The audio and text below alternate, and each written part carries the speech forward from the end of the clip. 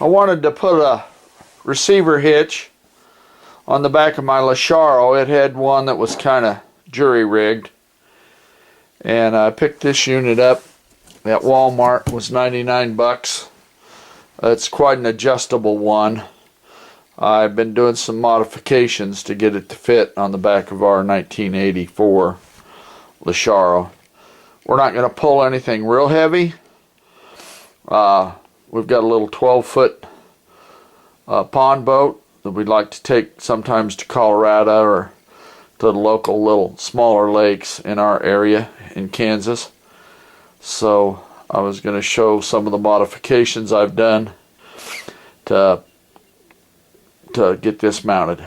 This shows the original bumper, and that someone had cut a hole in it so that they could put this rig kind of a receiver hitch up on the tire mount, and all they had on there was like a platform for carrying stuff on the back. It was pretty weak, pretty flimsy. It was one of those cheap aluminum Harbor Freight like a luggage carrier, fits in the back of a receiver hitch. But we took that all off. We're going to end up putting the spare tire back on there and stuff, but we're going to cut off all that receiver hitch stuff. But anyway, that's what was in here, and then it bolts up above. And they had these two, this bracket and that thing, that bracket, they had chains going down to help support the thing, and it was just kind of funky. So anyway, we're going to end up with that hole. We're going to cover it with some metal, and that's where we're going to put the plug for the lights, trailer lights and stuff.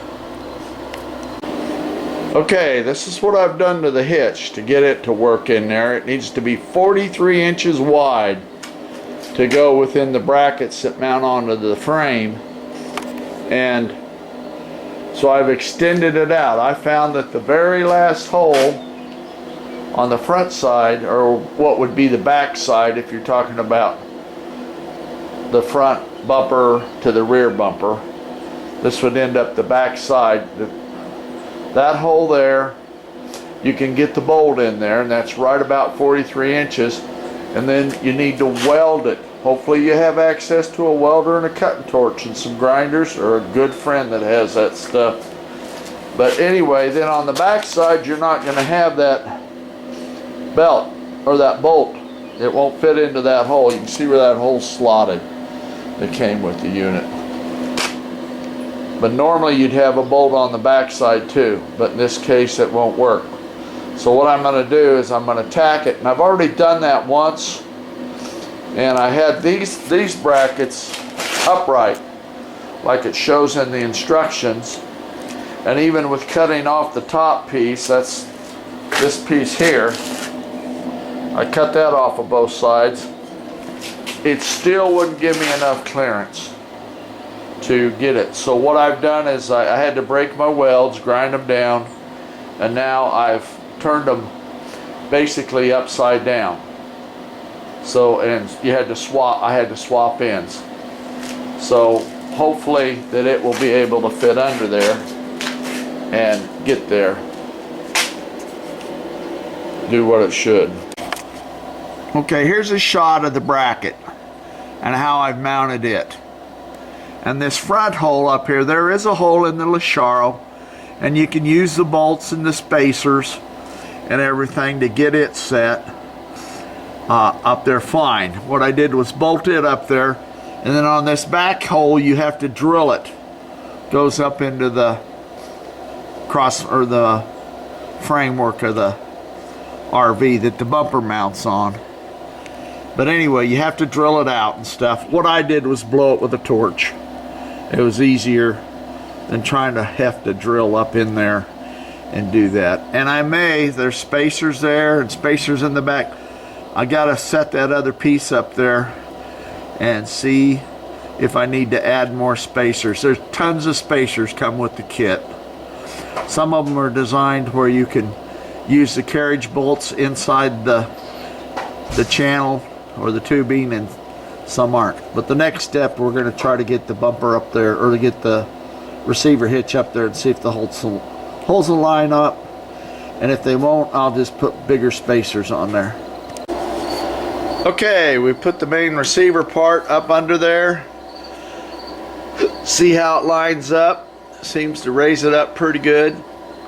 Missing the tailpipe over there, missing the bumper above, and our holes are lining up good. And we'll have to put some spacers in the back holes.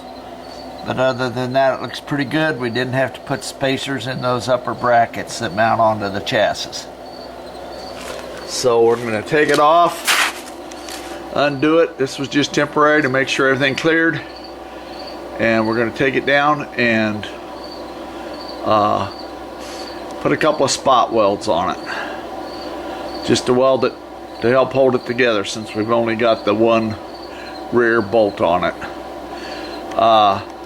Nice thing about the Reese's products, they're heavy enough, they're made out of heavy enough metal and everything that you could weld them be just fine. I've done it before on other old campers I've had, putting in a hitch.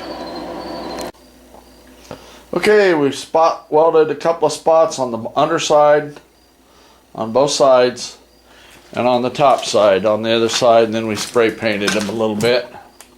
It's just basically to kind of hold them together once they're up there. So now we're ready to put it back together, to set it back up there where we tested it earlier. Okay, we got the trailer hitch all up there and bolted on. Everything's solid, looks really good. Double checked all our welds. Did a little touch-up painting on some stuff. She's ready to go. We're going to fill that hole with the trailer plug in.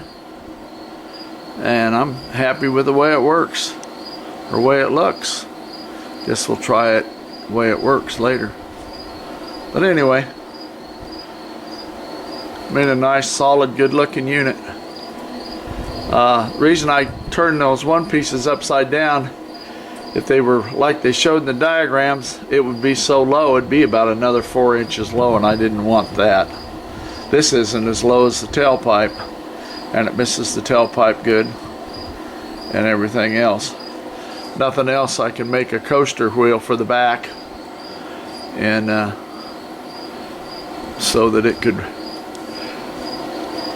ride on that a little bit if I was going over some dips and stuff. But anyway, hope this helps somebody if they want to put a receiver hitch on a LeSharo. What to do. You're going to need a welder, cutting torch, or access to them. Impacts help. I love these little DeWalt impacts. That's what I use for a lot of stuff. I've got, this is a 3/4 or 3/8 inch, and it tightens things down about 80 pounds. And then I've got a 1/2 inch one, and then I got air wrenches and stuff, but these are so much handier. Just take them on and off. Change the batteries whenever they get low. I got several batteries to use. But anyway, thanks for watching. Have a lovely day. Bye.